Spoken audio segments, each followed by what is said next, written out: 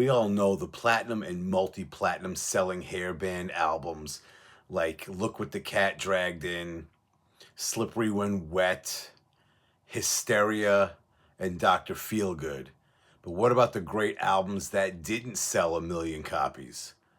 We'll look at some albums that did not go platinum right here in the Hairband Basement. This is the hair metal theme for the Hairband Basement show, where I talk about hair metal and stuff and things.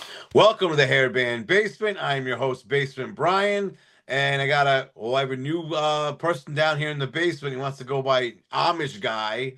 Okay, we met on X, formerly known as Twitter, and he wanted to be on the show. Came up with this idea for the show, and Jay and Jay.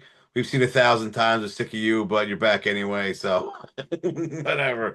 Love being here in the basement, man. Nice. But yeah, so Amish Guy came up with the idea of albums that didn't go platinum. And I know when I put my shit together, there's a lot out there that's just surprising. You're like, get the fuck out of here, that didn't go platinum. Though I'll say with mine, I'm not gonna go into the usual. I could have easily made it one of Lillian Axe's albums, Badlands, Blue Murder, Love Hate, Kick Tracy. I've said how much I like that shit. I said no, let me go with different ones because there's other ones out there. Some people probably know about, but never made it to that 1 million sales status. How'd you guys come up with your lists? My case, I just thought of 5 albums that none of them flew under the radar. But they just didn't hit, in the sales aspect of things. Yeah. And I mean, I came up with my list in a couple minutes and then, just verified the sales, after the fact, easy as hell. And shit, I could have had, I don't know, 50 albums on it. Yeah. Wow. Yeah, I mean, for me, it's just I started off thinking to myself, well, what album? I mean, you're looking around your catalog and you're like, where has this album been? You're going back into your music collection and stuff, and so I'm just kind of like, I wonder if Brian would like to do a show that would showcase some of these, things that you just never touch. They're gathering dust and whatnot. Yeah, because I've done at least I think maybe 2 shows on hidden gems as bands that aren't your usual Def Leppard, Bon Jovi, Motley Crue, Guns N' Roses, Poison type stuff. Because there's I didn't go deep. I didn't go like bands that no one knows or the rare fucking shit that what the hell. No, it's stuff that if you like this genre of music, these guys. They just they didn't sell a million. This is the way it is. All right, so I'm gonna go by the order on my screen. So Amish, I can't wait to call you Amish Guy the whole night. But go ahead, Amish Guy. What's your first one on your list? All right, so my number 5. So we're going back to 1991, and I guess the thing that probably sucks the most about seeing this album struggle since the early days of its release is the fact the best song on it was the one that was being played as a fire burned down a Rhode Island nightclub back in 2003, killing 100 people. And we're talking about the 5th studio album for Great White called Hooked. A lot of people talk about that one. Yeah, a lot of people bring that one up. To me, Desert Moon, the single in there, absolute banger. Belongs right next to songs like the Ian Hunter, of course, on a different album, Once Bitten, Twice Shy. The band did get gold mostly from the popularity of the single Call It Rock and Roll. As Jay said, you need to have a little bit of oomph on your album to kind of make it recognizable. And, well, who knows? Who knows what happened there with Great White. I guess I want to ask you guys a little bit your thoughts on that point in the band's history. What kind of happened with that, you think? Go ahead, Jay. I think it just became what happened to everybody else. People got tired of the music that we love and wanted something else. But I think at that point, Great White was still, to me, they were still phenomenal, and they still are. I love Great White. So they continued to release solid stuff even after Hooked. just didn't hit with enough people Mhm. that gave a shit. To buy the records and Yeah. nothing else. Yeah. Yeah, I'm with you on that. I think 91 was just too late for Great White wasn't a huge band going into 91. No, And yeah, well, how much really, did if Once Bitten, Twice Shy hadn't hit as a song, yeah. Mhm. I mean, that's kind of what pushed them over the stratosphere a little bit. Because Did before that album go platinum? Did Hooked go platinum? No. No, the one before Once Bitten, I Twice Shy, Twice think Shy.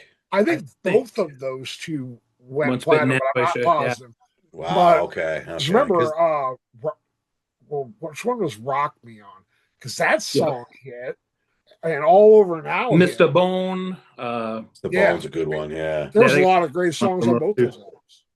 Yeah, I'm not the biggest Great White fan, but yeah, it's the bluesy stuff that kind of like, all right, but Do you think that's part of it too? Is a little bit of the bluesy formula kind of turn it could people off be. of them? I think again in '91 the whole blues metal kind of thing was just Mhm. not gonna go. It just Yeah, you were wasn't gonna go mentioning anywhere. that was interesting. You mentioned that on a recent episode about Cinderella and just kind of the direction that they went with the songs and the style and whatnot. That was really Yeah, good. yeah, because that was the one thing for me with Cinderella. The fuck's the name? The Heartbreak Station went too bluesy. Got me doing time. Yeah. And it was like it's too bluesy for hair metal fans to be into it, but it's not bluesy enough where blues fans are buying the album. Right. But then it Right. was also the opposite where it's not hair metal enough where hair metal fans were like, I got to get this. The first two albums were fantastic, and then all of a sudden they changed gears. And as a fan, I remember getting that as a fan of Cinderella. I was like, what the fuck? Kind of stabbed me in the back with this Well, thing, you one know? thing to keep in mind with Great White turning bluesier, and Mhm. Cinderella doing the same thing, all of those bands, they started off at point A, right? Then they hit a Mhm. certain amount of success. That success allowed them to do what they really wanted to do. And Yeah. in some I, cases, that's just not what. At least that's who Tom Kiefer is to me, from what Right. I understand, I mean, I get that with Cinderella, but I think but not Great White. Great White was kind of going in that bluesier direction already when they started making it big with Mhm. Once Bitten and Twice Shy. Yeah. I hate the fact they did that with two albums. Once Bitten, Twice Shy. Shut the fuck up. That's stupid. This is dumb. But I mean, I think they're already head because you listen to their first album, they're like more of a metal band. Yeah, Stick It Mhm. was fucking phenomenal. Yeah. Yeah, which I Uh-huh. like that. I like them in that mode better than when they became more bluesy. Not knocking it, but like he's like when you a lot of people bring up Hooked, how great that album is.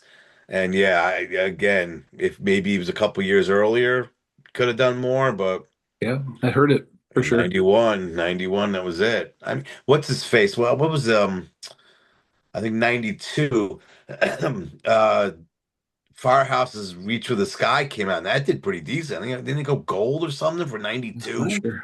Which Yeah. is just crazy for a hair metal band to be able to do that. But I think it's the time that really had something to do with that.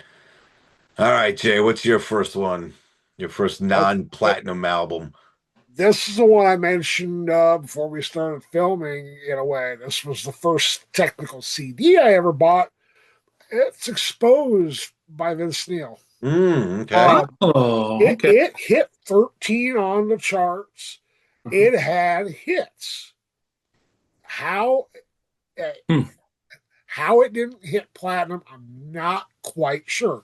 With the It went the gold song, though, right? Yeah. Oh, yeah. It had to I go believe it gold. went gold, but it didn't.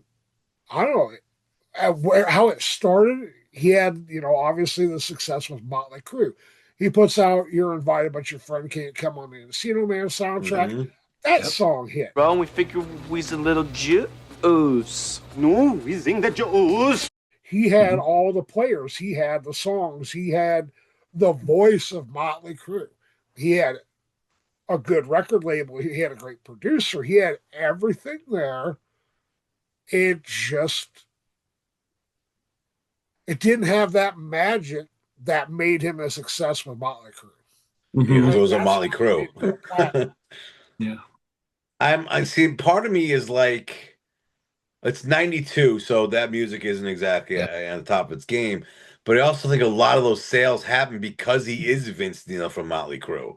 If he Right. was Vince Neil with his first, first time, album ever, I don't think that would have even sold anything close. As good as the album is, Yeah. I think a lot of that's riding off the coattails of him being the former, at the Well, time, in the former singer same of Motley Crue. token, Motley Crue's album in '94, I don't think it went platinum either. No, oh no, I no, it did not. remember it struggled to hit gold, and that Yeah. album's fucking phenomenal. In my opinion. No, I'm not. I'm not one of those. I'm not one of those that's gung ho. It's a solid album. Don't get me wrong. It's a solid album, but I'm not like one that says that's their, Motley Crue's best album. Not even close. Not even close. Well, And that's Theater of Pain. Right. Case closed. Okay, all right. You said shout out the devil wrong, but okay, we'll let the mispronunciation slide. All right. My first one. I don't know how. I think all my albums came out that I have on my list came out in 89 or 90. So it's peak hair metal time. It's not like it's you guys. I'm not saying anything wrong, but you can always say, oh, grunge and the times, blah blah blah. But this album, the band's debut came out in 89. I don't know how this band didn't sell a million on this debut and become a household name, but it's a self-titled debut by Danger Danger. Oh, I don't get it. Bang Bang should have been a massive hit. Bang, bang! They had 2 ballads on that album that should have been big hits, and the record company decided, nah, let's not make a video for these ballads. Let's have you back in the studio and make it the second album. I think Screw It's a great album, but I don't understand how this thing didn't just blow up. They had the look, they had the sound, they had all the elements there to be a big, huge hair metal, band, and just never happened for them. I don't get it. That's a Funny, very on the good list, question that I don't even think I can answer. Just shitty. They did. I mean, they had hits. Personally, I like their second album better. But I do too. I'm with you. But yeah, their debut was solid as shit. And I mean, good players, fucking good songs. Yeah, and what were the 2 ballads? One Step to Paradise and what was the other one? Well, Don't Walk Away was kind of a hit. Yeah, wasn't it? But they both should have been huge. They should have been like 89 ballads are a fucking huge thing. yes. Skid Row had I Remember You, it blew up. Warrant's Heaven fucking blew up. I mean, you had bands coming out with debuts in 89 that selling multi-millions, and for some reason this album just didn't happen. Makes no sense to me, which is shocking. This is again a band, if you know this genre, know Danger Danger. Just Right. I don't even think he even went gold. I think he only sold like 400,000. So it didn't even get certified, which is just unbelievable to me. Again, everyone knows that Naughty Naughty's everyone knows that song. Bang Bang is catchy as all fuck, but nope, hadn't happened for him. Who knows? Yeah, exactly. Who knows? All right, I'm gonna call you AG. I'm not going Amish Guy every time. All right. So AG, what's your next one? All right, so number 4 comes from 1986. It's one of 3 debut albums I have on my 5 list. I feel it's truly tragic it didn't make the mainstream like other albums did in 1986, and we're talking about the debut for White Lion called Fight to Survive.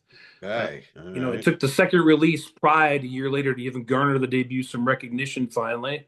Even some more laughable things about it, guys. Elektra Records shelved the album in 1985 with no intention of releasing it in the United States. And then in comes Grand Slam Records out of Philadelphia, buys the rights to it. A year later, it's released, and holy crap.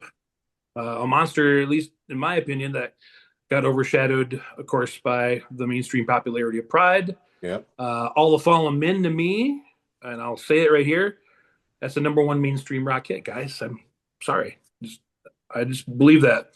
A lot of other great tracks. Kid of a Thousand Faces, of course, would have been big if it had been pushed along with Tell Me and Wait and When the Children Cry, blah, blah, blah, blah, blah. Yeah, because me and Jay did it might come out before this one, but a mixtape for 85. We had a conversation of do we count this or not? Mm-hmm. And it was released in Japan in 85. So I said, fuck it. Yeah, I'm going for it. Well, Nice. it is. That's when it was done. Just because an American label didn't have it yet, it was still there. What's the other song? Broken Heart should have been a big hit. Oh, there you go. Cherokee was fucking awesome. Yep. Mhm. And what's the other one? Cherokee. Yeah, Cherokee's a good one. There was another one. I can't remember the name right now. But there's a lot of great songs on that. In the City was another great song. Yep. In the City, yeah, right. Yeah, and it just, somehow, well, even Pride didn't catch on when it got released. It was like a year later when Wait finally caught on and blew up.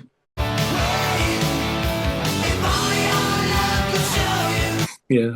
And I've told this story before on this show, but oh shit, what's the bassist player? Lomenzo. He was trying out for another band, thinking White Lion's going nowhere, and they're in the car, and one of the guys in the band's like, "Hey, you got the gig." And as he's telling him this, Wait comes on the radio, and he turned to him and goes, "You're sticking with White Lion, aren't you?" He's like, "Fuck yeah, I am." Oh yeah. What a story. Yeah, that debut is a great goddamn album.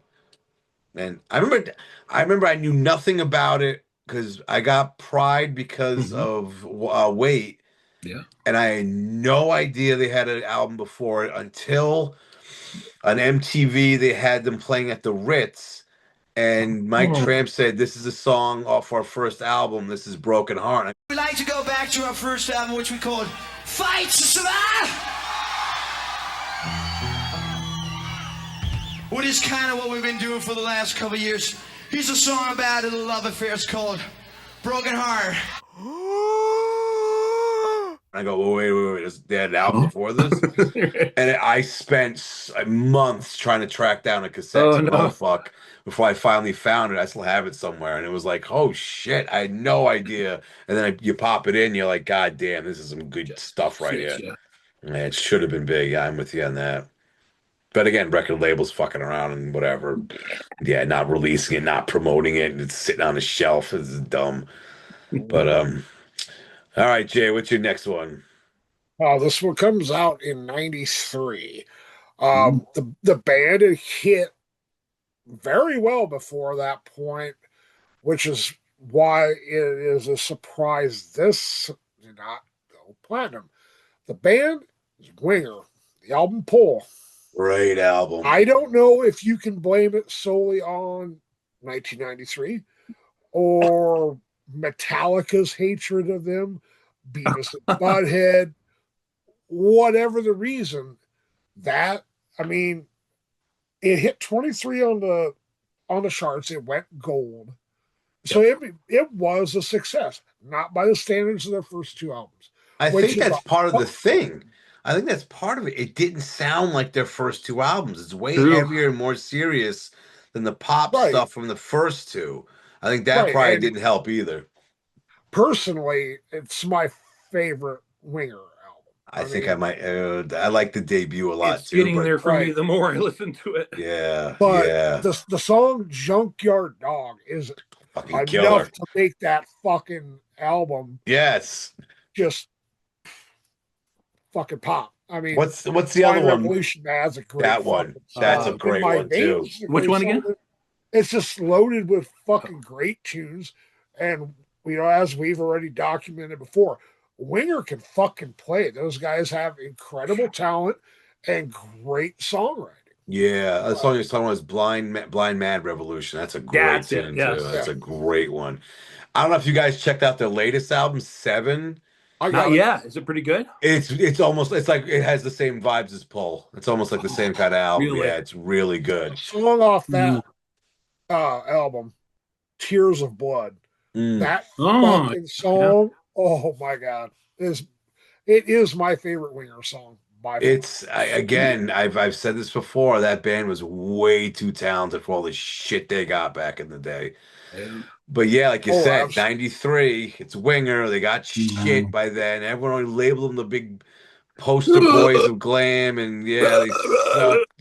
Yeah, all that bullshit. And I think that the change from being a more commercial friendly sounding pop metal act to what they came out with Pull. I don't think the masses liked it, though. Personally, myself, I think it might be their best album. Brilliant. Yeah, Right. The it's brilliancy. fucking really good. Yeah, uh, Great pick. Great pick. yeah, it's a good one. All right, mine came out in 1990. Probably the least known band of the five I got here. I'm looking at the rest. I had them on. I can't remember. It was my first. I think it might be the first Hidden Gems episode I did, and a lot of people said I never heard of these guys. I gotta check them out. It's the self-titled debut from Blondes from 1990, and think of them almost as like a slightly heavier and grittier Bon Jovi. So they got a little more punch to it, but I mean, I think I forget what songs were I think Last Call for Alcohol was a single. And stay out! They had, I mean, Miracles is a great song. I'm trying to remember off the top of my head because I didn't put anything on my notes. But like Skin Tight's a great one. There's so many Trouble Child, a lot of great songs on this. The ballads like Rainbow should have been big. They just never got any push. I think I found out about them seeing an advertisement in a magazine and figured let me just pick it up, see what it is. And I think all songs are really good. It's a really good kick-ass album. I don't think they've done anything since. I want to say the lead vocalist, I forget his first name. The second name is Oots, like the Chips. I think he sang for like Lynch Mob or something along those lines. I have to look it up and put it Good at the singer, though, bottom. huh? Yes, the guy had a voice. Oh yeah, guy had a good voice. But yeah, nothing. It went nowhere. No, like no one knows about these I'll guys. check it. Yeah, I don't know about Blondes. Okay. They're on Apple. I know they just recently been put on Apple in the last couple of months, but yeah, I would recommend it. Some good stuff. Yeah, Cool. remind me of that later. I'm gonna have to check that out. Yeah, Me too. yeah, it's a good album. I think top to bottom, all the songs are good, but you listen to it and go, "How wasn't this on regular radio?" It's mind blowing. But yeah, that's my number 4 pick. All right, what's your number 3, Amish Guy? All right. Well, I'm going to skip it for now, despite your talk about leaving off some certain ones, just to see maybe Jay's got it up. Is that okay if I just go to number 2 for now? Thinking that I don't know. else is You could catch say the it's number slack? 3. I don't know what the fuck your order looks That's like. true. I have no That's idea. So, yeah, do All right. whatever you want. There's no rules on this. Let's just get right into it. Let's just get into the meat here. And 1992, British Phonographic Industry, or BPI, says platinum. Music Canada, or MC Chart, says platinum. But the good old Recording Industry Association of America, nah. Somewhere in the neighborhood of 700, 800,000 copies here. That's short of your million. And I'm talking about Extreme's third album, appropriately titled 3 Sides to Every Story. What a great album. A fucking How in the waste. fuck did that not hit platinum? How? I could put in my 2 cents why it didn't. First thing, it's 92. That's the first strike against it. But the second thing is, it is so different than the first 2 albums. You True. listen to that album start to finish. There's different styles. Jason has put it. It's like Queen. It's like a modern day Queen, and they tried a lot of different experiments on it, and it's just all over the place. I can see why that could be a strike against it. But I would think just off of the success of Rest in Peace, that fucking video was on MTV all the time. It was a number 1, according to my notes here. I mean, yeah, I would think just because of that song, it would have been. Mm-hmm. You got Stop the World. That's a great one. What's the ballad? Tragic Comic is a great song. That thing should have been huge.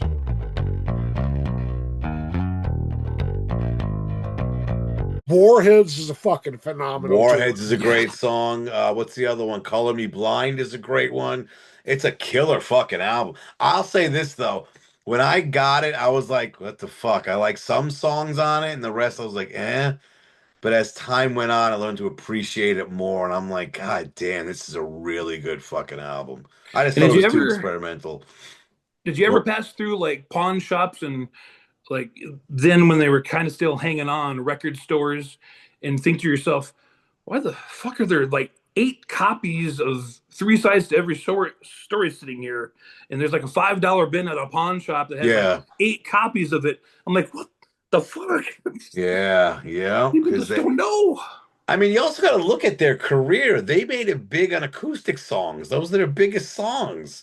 Yeah. Not their best, but that's what really. I know people that bought Porno Graffiti thinking the whole album was just acoustic songs. You know And it's them like, more than words. Yeah. yeah, it's like, nah, that's just that's one song. No. What Rest was is your guys? gross. What were your guys' favorite section of the album? Because you had 3 sections: yours, mine, and the truth. I'm gonna say the first one because You like yours? a little more like the first two albums, and Yeah, and more I'm connection going to with it. part one, so to speak. You like yours? Yeah. I like the truth. I Rise and Shine. My favorite song on that album is probably "Am I Ever Gonna Change." Just blows through that song to me. Yeah, but the whole album is really. I mean, like I Yeah, said, now as a I can whole. listen to it and go, "Fuck, this is fucking good stuff right here." Right. With me, I guess my taste, and some people would probably call it questionable. I appreciate, musicianship. Guys Yeah. that can play their instrument very Right.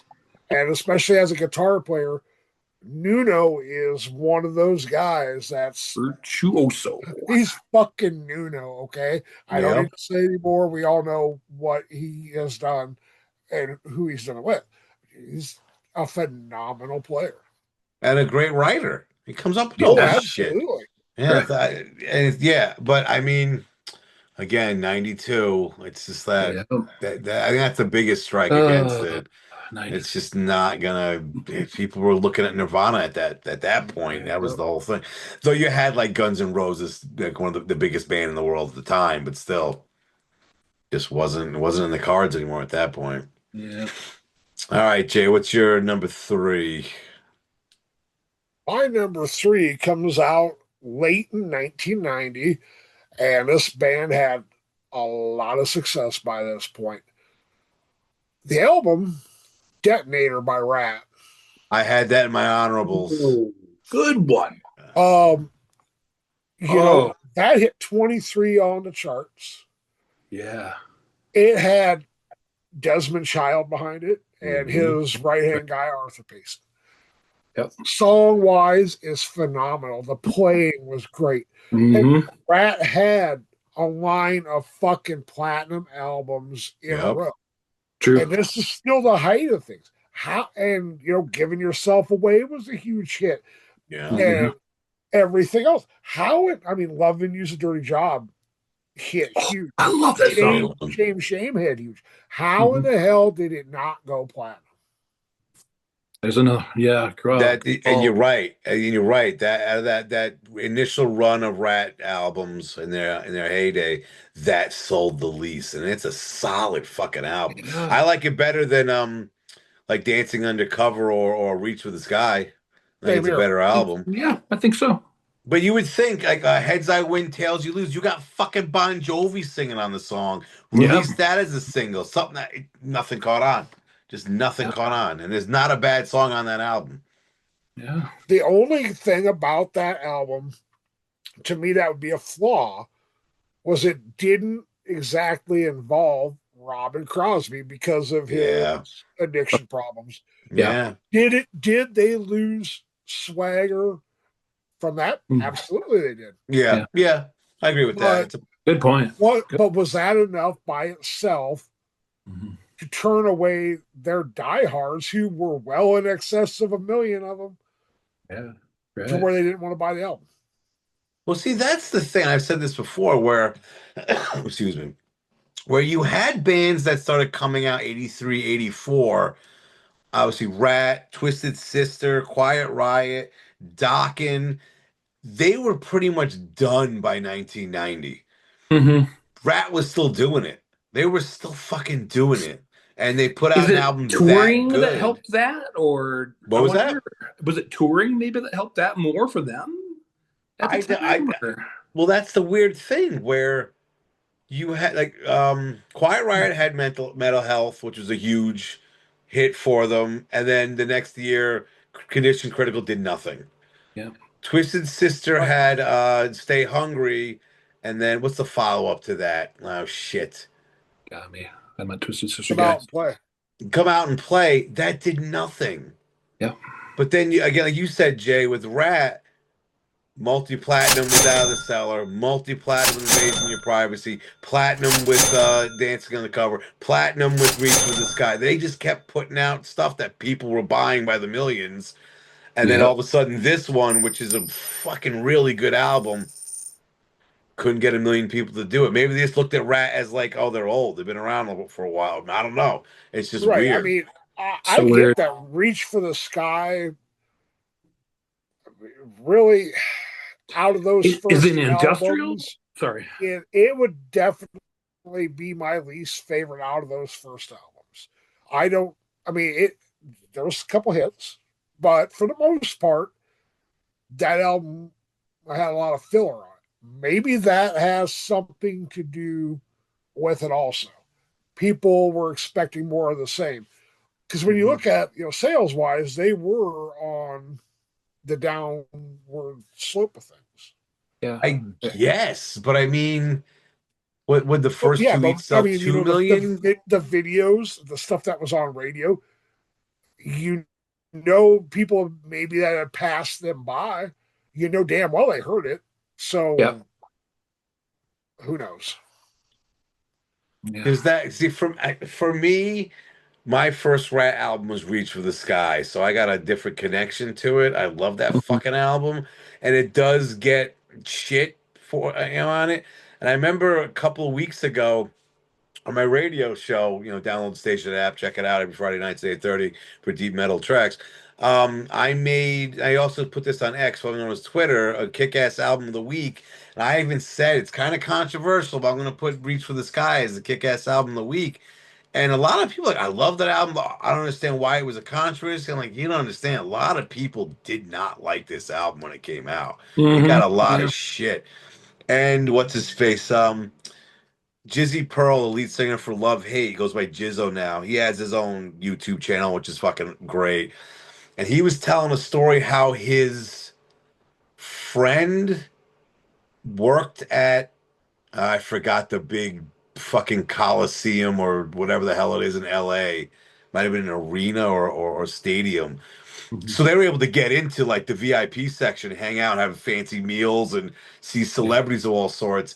And I think it was Crosby he saw in the hallway, and a girl comes up to him, talking about Reach for the Sky. Oh, your new album is great. I love that album. And supposedly he said back to her, that thing's a piece of shit. He didn't like it. He didn't like it. I remember in the episode, Jizzy Pearl's just like, who says that? Who says that about their own fucking album? That's crazy. But I guess they had issues or whatever. But I love that album. There's a lot of good songs on that one. Yeah, I like Way Cool Jr. That was a song that got me to buy it. So I'll defend it. I'll definitely defend it. Yeah. But I'll be All honest. I thought that song was fucking weird when it came out, but I grew to, like you say, you kind of listen to it. No, okay, yeah, it's pretty good. I was what fucking 15 at the time when it came out, 15, 16. And all this is just hot chicks. So it's like I gotta get this fucking album. Man. I gotta get this album. That's all I need. You were listening and looking, but you were looking and listening with the wrong head. Yeah, hey, got me into Ratt, so it worked out. For once, it made a good decision. A lot of mistakes, other than that, but hey, there's a W. There's a W. All right, my number 3. This band had, I think, an album out 2 years prior and an EP out, I believe, in '85. I got that right.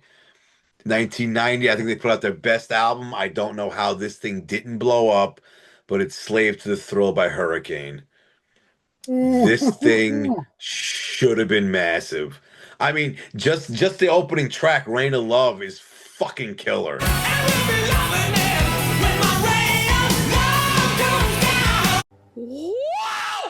The song Next to You should have been huge.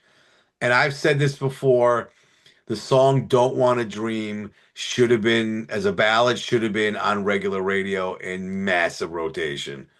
I think it's one of the best ballads of the genre. But the entire album just kicks total ass. They went with what? Dance Little Sister as a single. Dance, little sister, dance, dance, dance. Like, what? Mm. It's just, why did you do that? You had all these other great songs.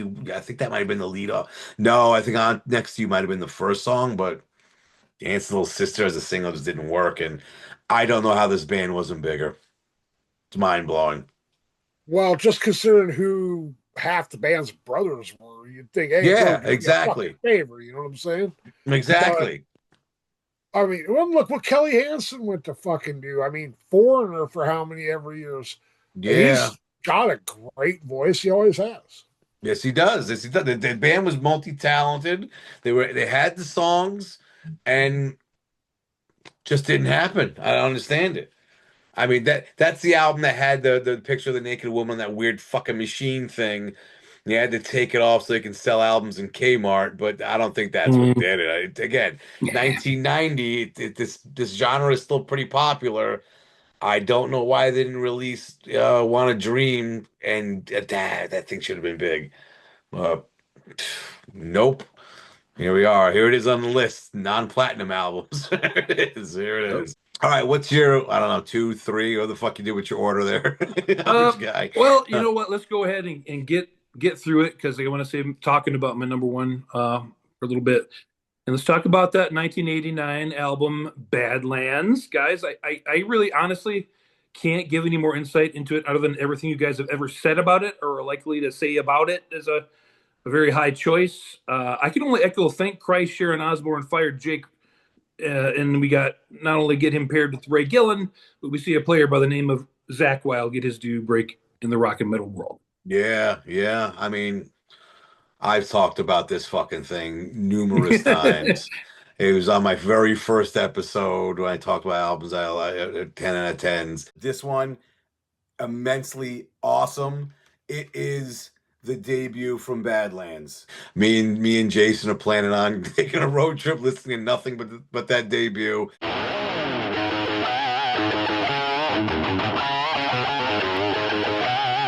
Oh, it's fucking unbelievably good. It is just one of the best of the genre. Like I said, I kept it off my list just to talk about something different. And I thought Jason was gonna have it, but he couldn't make it on tonight. But I yeah, don't get it though. I mean, I don't get it. Why?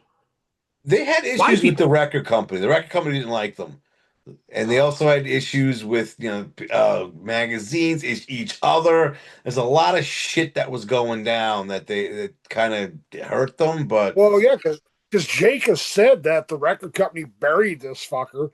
That's why it hasn't been re-released or a vinyl re-release or whatever else. They wanted him and the fact that Ray Gillen was given, sleeping around with AIDS. There's all the legal shit with that too. So that thing's never going to see the light of day again anywhere. What a shame. It is. It is such a shame because this album is so fucking good. Every song is killer. And you're right. It should have blown up. Dreams in the up. Dark was the first song I had heard off of it. That was the first single. I fucking loved it. I still do. But then it was Winter's Call and it was High Wire and everything else. And it is. It's a fucking magical piece of work. Yeah, I still remember getting this because of Dreams in the Dark. Got on cassette 'cause I'm an old fuck, and putting it on, and that opening riff to High Wire by Jake Lee, I was like, holy shit.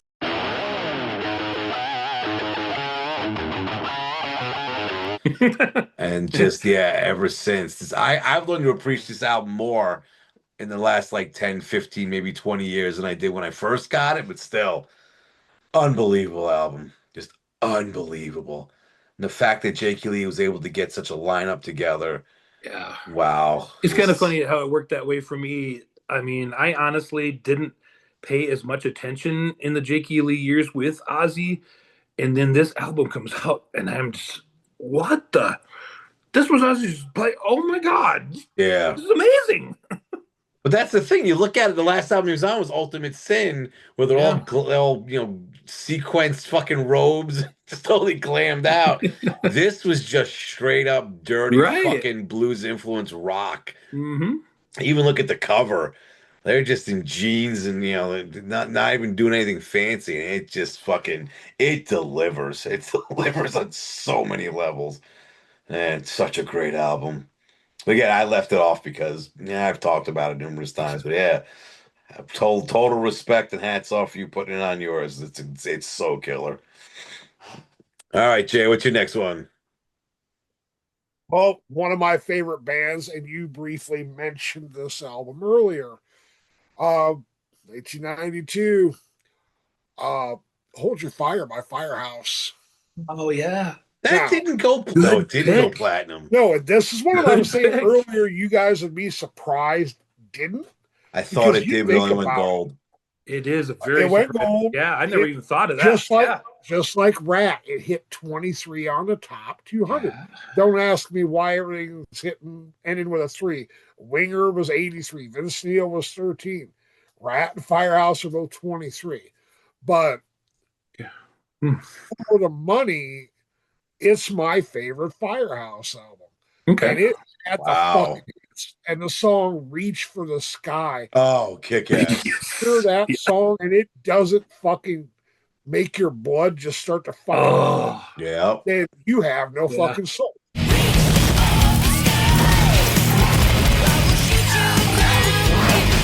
I mean, it had the fucking hit ballads. It had the hit radio songs. It had the heavy stuff. It had everything, and it's fucking phenomenal. And a damn travesty it didn't go platinum. Yeah. But it still did pretty well for It did. 92. Yeah, Like, that's it the did. crazy thing. Yeah, But yeah, I you're mean, right. Even You're the right. deep tracks are just fucking killer. Talk of the Town Well, is great. remember my mouth Rock riffs, You Tonight right? is good. Wait, what was that, Jay? Remember on mouth riffs, Mama didn't raise no fool.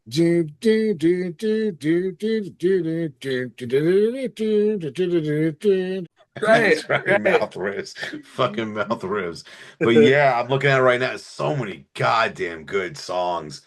I think I'm a little more partial to their debut, but this Me is right too, up but there. I This get is it. Yeah. right I mean, there. I love This list.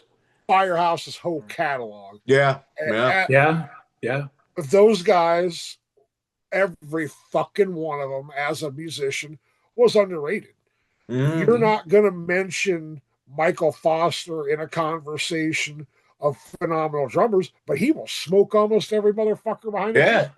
you're right. You're totally yeah. right. CJ Snare, God rest CJ Snare. He had a We lost a good voice one. that people would kill to have. Yeah, And he had that range until he passed away. yeah, he did. You're right. His voice was still there. Yeah,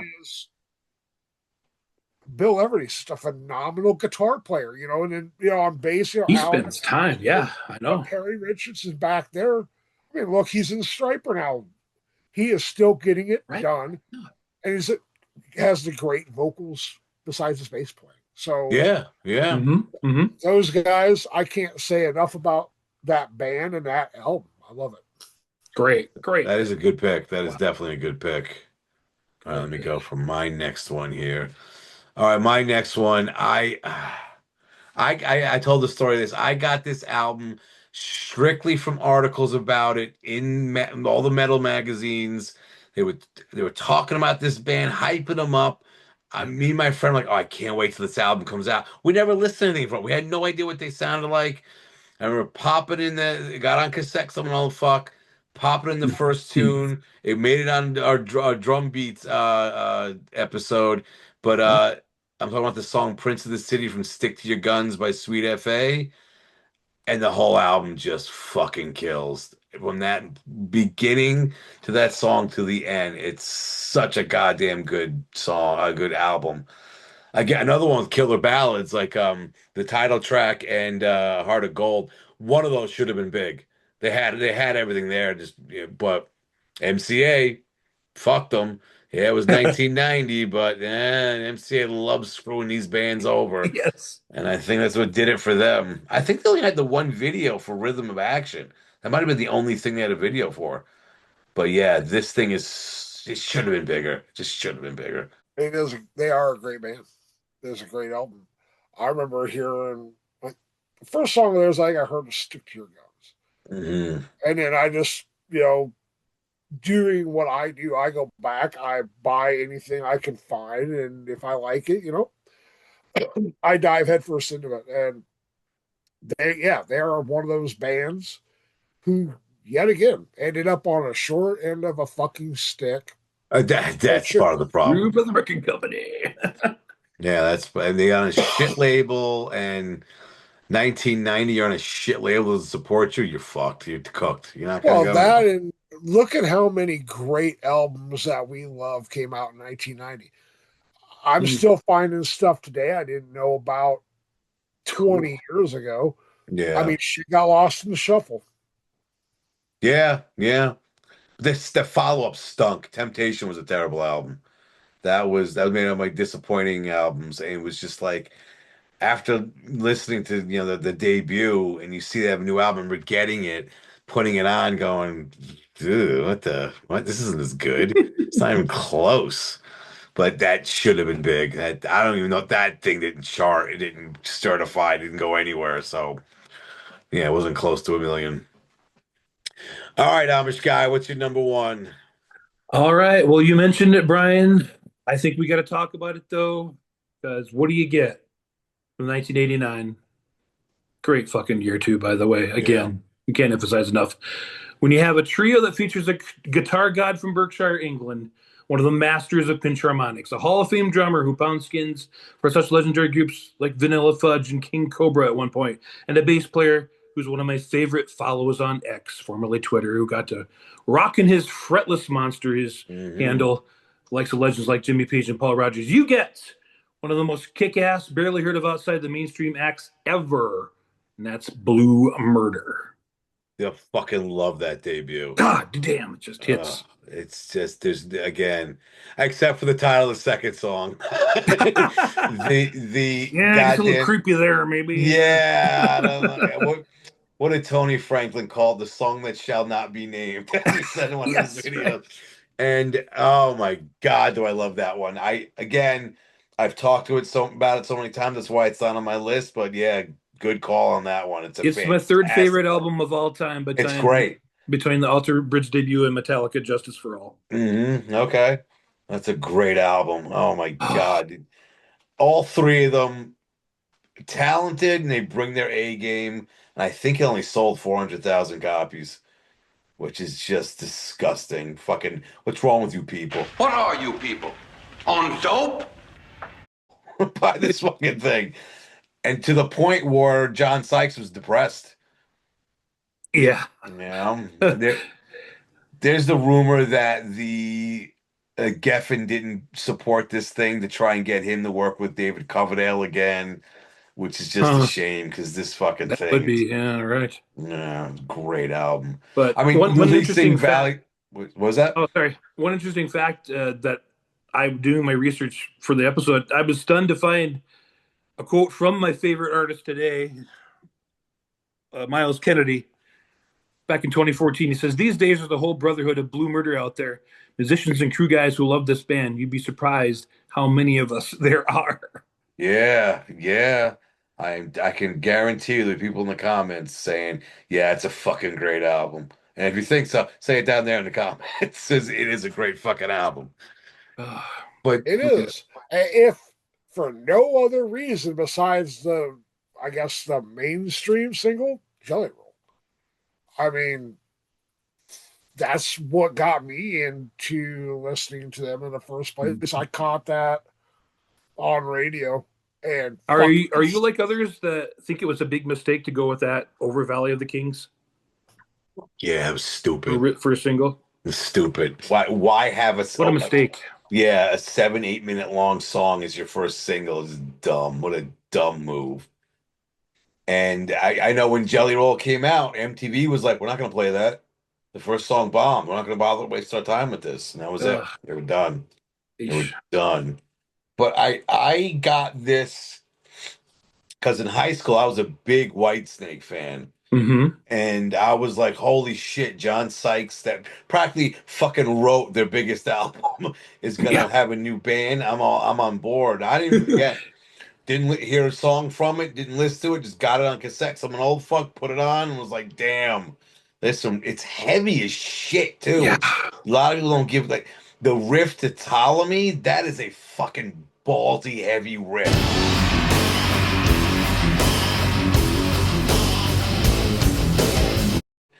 I think the most White Snake-ish sounding song is the closing song, Black Hearted Woman. Okay. You can see David Coverdale doing that. But yeah, I mean, there's so many good goddamn songs on it. So Front to many. back. Front to back. And I remember that was the first time I noticed the fretless bass. I didn't play at the time, Oh, Zachary. but I remember being like, this sounds different. I've said this to Tony Franklin on X numerous times. Because of that album, I bought 2 fretless basses. I have a fretless 4-string and a 5-string fretless because of this album. That simple. And yeah, all 3 of them fucking so good at what they do. And yeah, this album should have been big. This should have been way bigger. Well, again, fucking record company playing against you and Playing games, man. yeah, playing their bullshit games. Careers and unbelievable. All right, Jay, what's your number 1? Oh, those came out. Oh, if I remember right, it was at least a year later than originally anticipated. Ooh. The band Wildside. So, under the influence, gentlemen. On my honorables. Another fucking desert island album. There is not a bad song on it. It is fucking perfect. Fight me if you disagree. I don't. I think it's. I wouldn't. I know you disagree guys with it. won't, It's but an you know excellent album. somebody's gonna be like, huh? Yeah, go fuck yourself. Yeah, remember he lives in Iowa, folks. Go find him there. I had that in my honorables. That fucking whole album was a recipe for success. Yeah. And I mean, if you listen to the outtakes, and stuff that they cut off it because they kept writing and writing and writing. Mm-hmm. The shit that they cut off it was fucking phenomenal. Mm-hmm. It's just, I don't know if it's too late. Oh yeah. The game. If it would have came out when it initially was going to, without all the delays, would have probably made some difference. Maybe not. But I mean, you aren't gonna find many debut albums or albums, period, that are that fucking solid. Yeah. Yeah. Because they were, if it didn't get released so late, they were going to be slated to be the opener for Van Halen. Right. But Alice in Chains got the spot instead. But you're right. That's such a it's got your I mean, like ballads like Just Another Night could have been big. Had popped like almost like commercial sounding with Monkey See Monkey Do or Looks Like Love.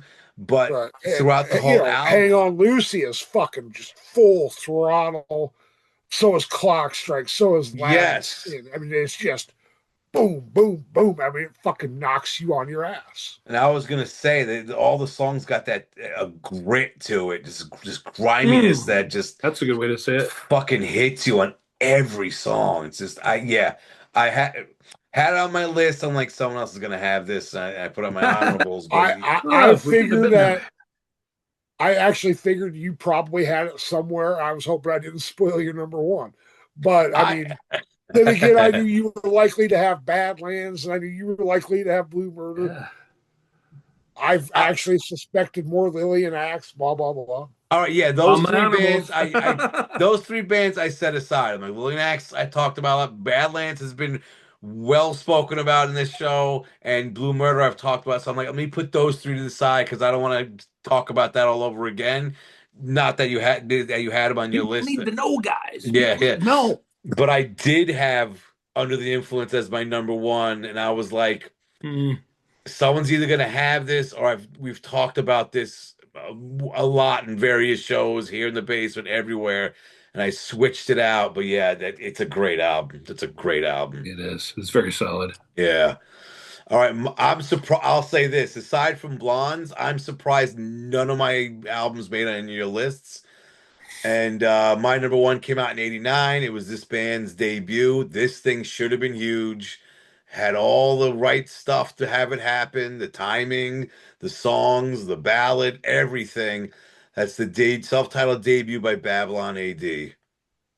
Oh, How Yeah. this thing is not, Ass. yeah, Totally forgot. how it's not a Great pick. fucking platinum selling album, and how Babylon AD is not a household name is just it's mind-boggling to me. I mean, the singles, Bango the Bells, Hammer Swings Hammer Down. swings down. I remember the Yeah, video and- hit for Bango the Bells. That was like, wow, these guys are interesting. Yeah, with the game show, the was it Yeah. Wheel of Death or Wheel of Doom or some shit, what the fuck it was. Now, Blade of Doom, starring Babylon AD. But Well, The Kid Goes Wild was Kid- fucking huge. Mm. that thing went big because it's was it RoboCop 2? You have Sam Kinison yeah. on it, all this shit. They had everything going for it. I think Desperate is probably right up there, the top 5 best ballads for me in the genre. Cool. That song is unbelievably Yeah, it's a good great song. and should have been a massive hit. Should have been mass. And were they on Echo? Was that them? Yeah. And just didn't get the support. I mean, obviously, one of the big things is they went with "Kid Goes Wild" for the RoboCop 2 Yeah. soundtrack instead That's of a releasing mistake. "Desperate." But I get it. Go fuck a refrigerator, peckerneck! Bad language makes for bad feelings. That- Huge movie. Why? Yeah, you want to have your song on it? Go for it. I mean, they did the whole shtick of having a cyborg robot thing hunting them down, and then a couple of years later, Guns N' Roses did it with Terminator. Yeah, copycats. Yeah, but it just, I don't know. I don't know how this didn't catch on. It's another one. Every song is great. There's not a bad song on it. Right.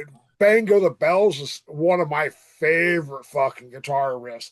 That is just so insane. Yeah, I really got to revisit. I really got to revisit that album. It's been a while since. Do it. It's great. I was in a band. We did Bango the Bells.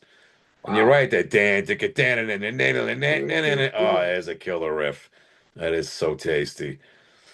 All right. Any honorables, folks? What you got? Oh honorables? yeah, Go I'm for it. very surprised some of these weren't brought up. Warrant's "Dog Eat Dog," I think. Oh just yeah. mentioning. Machine Gun. God dang, guys, it's a top 5 Warrant song for me, and yeah, the rest of that album is just so solid. And then George Lynch going with Lynch Bob and Wicked Sensation from '89. That's another one that didn't make platinum, and I scratched my head. I mean, but it's about the same time as I was in college radio, but still, I don't get it. Disneyland After Dark, I think, needs to be mentioned. No School Left for the Pilgrims. Yep. US, it didn't even certify gold, guys. No. And my research, and I was just like, what? Sleeping My Day Away should have been a fucking hit. I don't, or at least in some 80s like movie soundtrack or something. Right? I don't know. How? Go fuck a refrigerator, peckerneck! Yeah. Then I had Brittany Fox. You had Girl School, Long Way to Love, Save the Week. I mean, honestly. And then, like you said, Lillian Axe. For me, Poetic Justice, Enough's Enough, debut, Fly High Michelle, new thing. Originally, when I started talking about encouraging you to do this episode, I thought, why is Tesla only platinum? They should be double platinum with You're right. everything. I mean, look Right. at Mechanical Resonance and Psychotic Supper, just as a couple of them. And then I got a couple questions for you guys on a couple of bands. And it's kind of a do they belong on this list. I was looking at Pretty Boy Floyd, Leather Boys with Electric Toys. I don't see why they wouldn't. Off the top of your head. Yeah, Yeah. totally. And then Dangerous Toys from '89. Teasing, Definitely. pleasing, scared. I was thinking about them too. I almost had them on my list. That's a great album. But yeah, they should. Yeah, that's no problem with them. All right, Jay, what do you got for your honorables? I had didn't have much time to prepare, but I did That's think my of some. I just think I didn't get them fact checked, so I may be wrong. That's But fine. busting up my Tesla. I don't think that went platinum. No way. That might not have, yeah. Yeah, I No. don't think so. I had Animals with Human Intelligence by Enough's Enough. I fucking love that album. Oh, like that See, I one. would say Strength. I think that might be my favorite album by them. Right. I also had Dog Eat Dog. I also had Ultraphobic.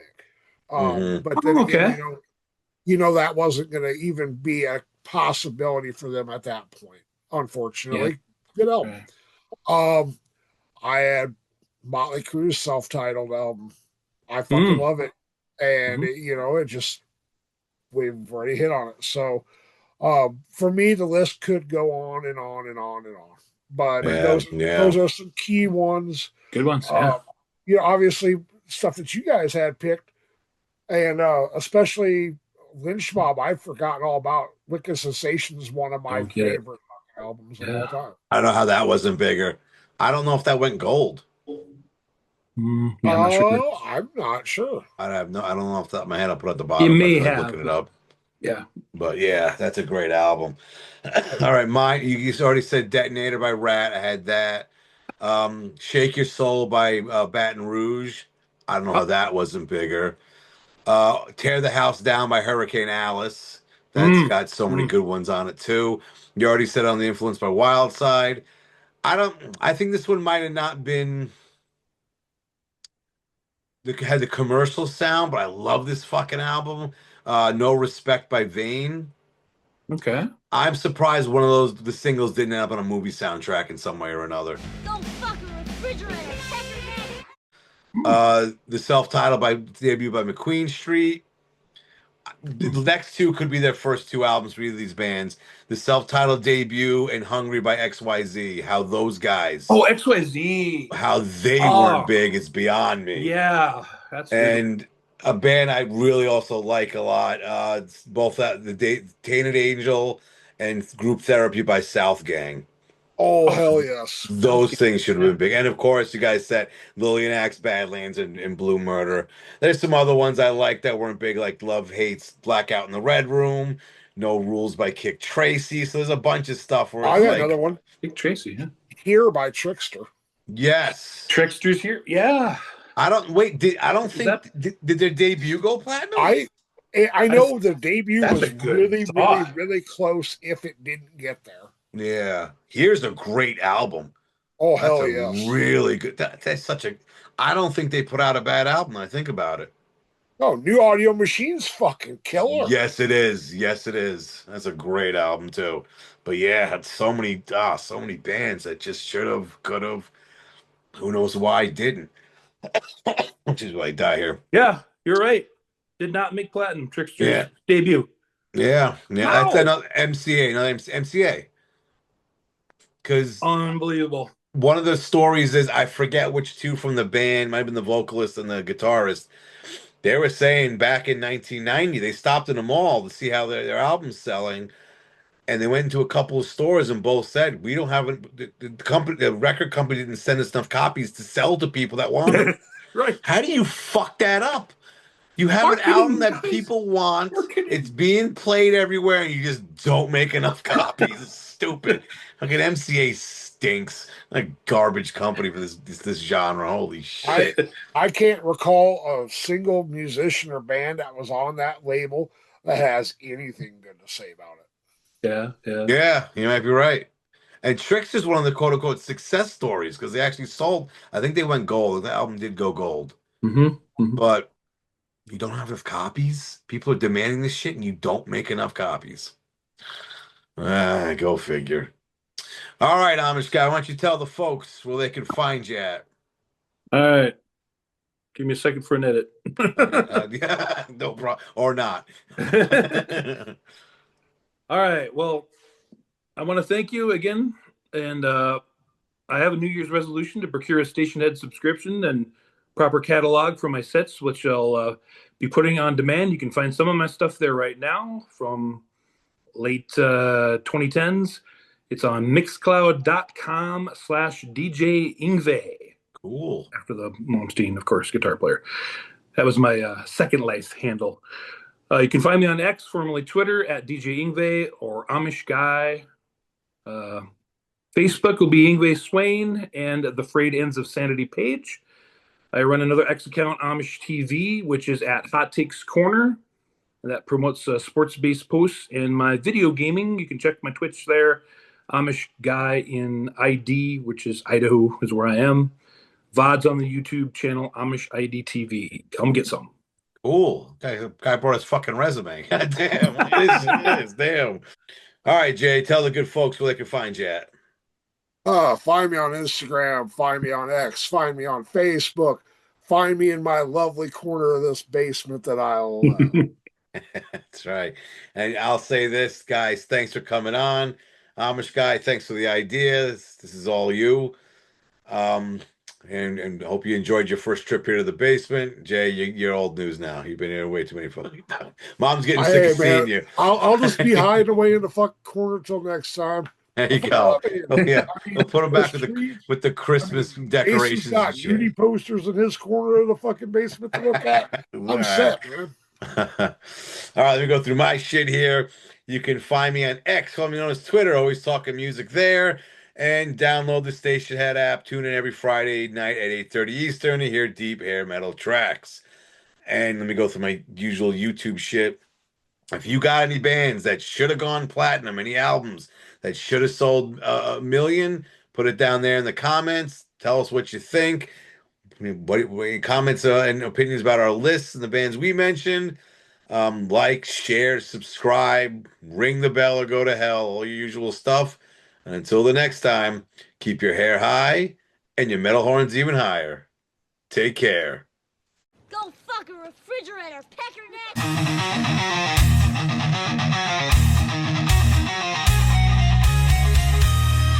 Brian, what the hell are you talking about? I don't know, really.